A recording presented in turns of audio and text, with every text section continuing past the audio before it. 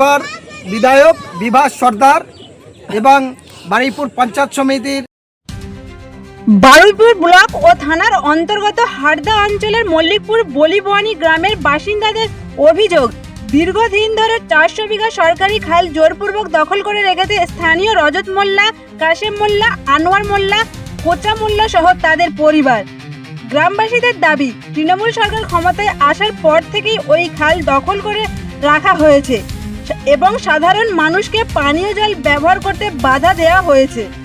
এমনকি ক্লাবের জল নিকাশি রাস্তা পর্যন্ত বন্ধ করে দেওয়ার অভিযোগ উঠেছে। খালটি নিজেদের মধ্যে ভাগ করে আত্মসাৎ করার চেষ্টাও চলছে বলে অভিযোগ। এই পরিস্থিতিতে ক্ষুব্ধ গ্রামবাসীরা একজোট হয়ে বুধবার ঘটনাস্থলে জড়ো হন। পরে কিছু বিশিষ্ট ব্যক্তির পরামর্শে তারা প্রশাসনকে এক সপ্তাহের সময় দেন।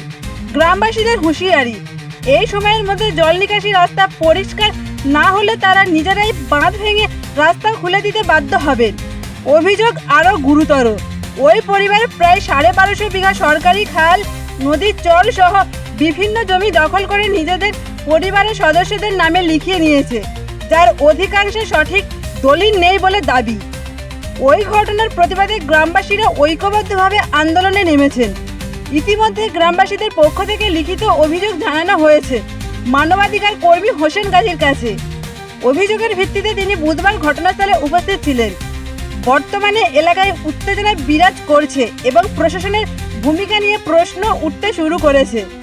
মল্লিকপুর বলিবাউনের গ্রামবাসিন্দারা লিখিতভাবে এই বিষয়টি মানবাধিকার কর্মী হোসেন গাজীকে জানিয়েছেন এবং স্থানীয় রাজনৈতিকভাবে তৃণমূল কংগ্রেসকে জানিয়ে কোনো কাজ হয়নি। অবশেষে বিজেপি এবং সিপিআইএম আইএসএফ লোকাল নেতৃত্ব জানানোর পর এলাকাবাসী জোট বাধ্য হয়েছে। बारुईपुर पूर्व विधानसभार विधायक विभास सरदार एवं बारुईपुर पंचायत समितिर लैंडर कर्मध्यक्ष प्राक्तन प्रधान रुलामिल लस्कर तार नेतृत्वे तार बौमा हासिना लस्कर तार छेले शरीफुद्दीन एवं मल्लिकपुर हारदा अंचलेर मल्लिकपुर ग्राम पंचायत मेम्बर सह तारा सबाई जानतेन जे एटा स्वाधीनतार आगे थेकेও और पर पर्यन्त एटा खाल छिलो सरकारी खाल। এই মল্লিকপুর এলাকায় হারদা অঞ্চলের এবং পার্শ্ববর্তী বেলেগাছি অঞ্চলের মানুষ তাদের জল নিকাশি পথ এই খালটা ছিল। এই খালে একটা সময় নৌকায় করে ধান নিয়ে যেত পদ্ম, তারপরে পদ্মফুল হতো, পদ্মা খাল হিসেবে পরিচিত।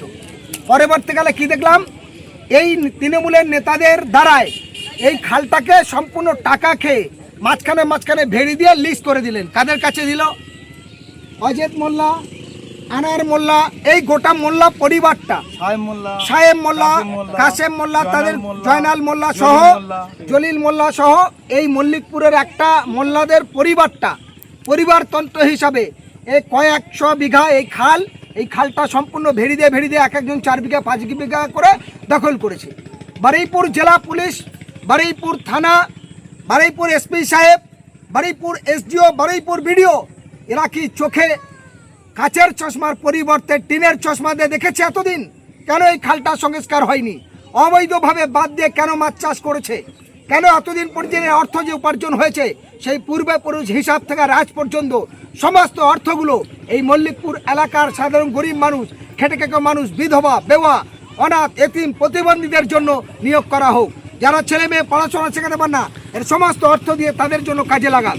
আমি হোসেন গাজী একজন মানবাধিকার কর্মী হিসাবে এই ঘটনাটা বারবার যখন এই মল্লিকপুর এলাকার মানুষ বিভিন্ন অভিযোগ নিয়ে বারবার আমাকে বলেছে, ইভেন এখানকার পলিটিক্যালভাবে এখানে সিপিআইএম নেতারা, আইএসএফের নেতারা, বিজেপির নেতারা, সমস্ত কর্মীরা, সাধারণ আমজনতা, মা বোনেরা, পাবলিক, তারা বারবার আমার কাছে আবেদন করেছে।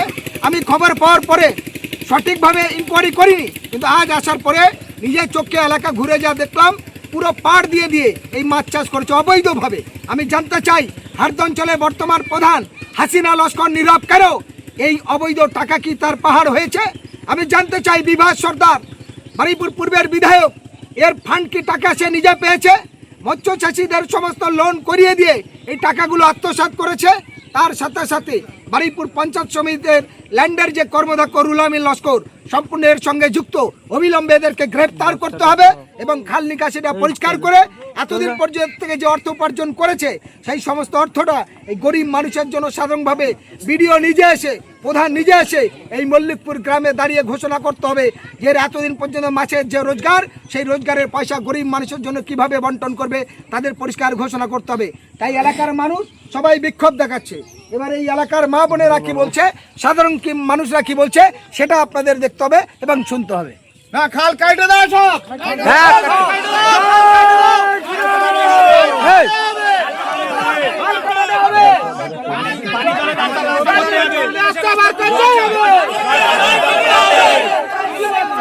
আমাদের বর্ষার সময় জল পাস করতে দেয় না, অথচ এই যে চাষিরা চাষ করছে তাদের বাগানে সেচা দেওয়ার জন্য বা চাষ করার জন্য পানি নিতে দেয় না এই খাল থেকে। আর আমরা ছোটবেলায় আমরা দেখেছি যেটা পদ্ম ফুল চাষ হতো বা থেকে শুষ্ক বন ছিল, আমরা বাপ ঠাকুরদার মুখ থেকে শুনেছি যে এটা গাঁয়ের স্রোত ছিল খাল। তারপরে আমরা দেখেছি খাল হিসাবে দেখেছি আগে পানি পাস হতো, লোক হচ্ছে কি পানি নিয়ে থেকে চাষে ব্যবহার করতো, চাষ করতো। কিন্তু এখন দেখছি বর্তমানে এই ছোট ছোট করে বাঁধ দিয়ে সবার কাছে লিখে দিয়ে দিচ্ছে, কিন্তু আমাদের পানি কারণ এক বালতিও পানি নিতে দেয় না। আর আমাদের আচ্ছা এগুলো কি কোনো দলের নেতারাই করেছে কি? হ্যাঁ টিএমসি দলের নেতারা বর্তমানে করেছে।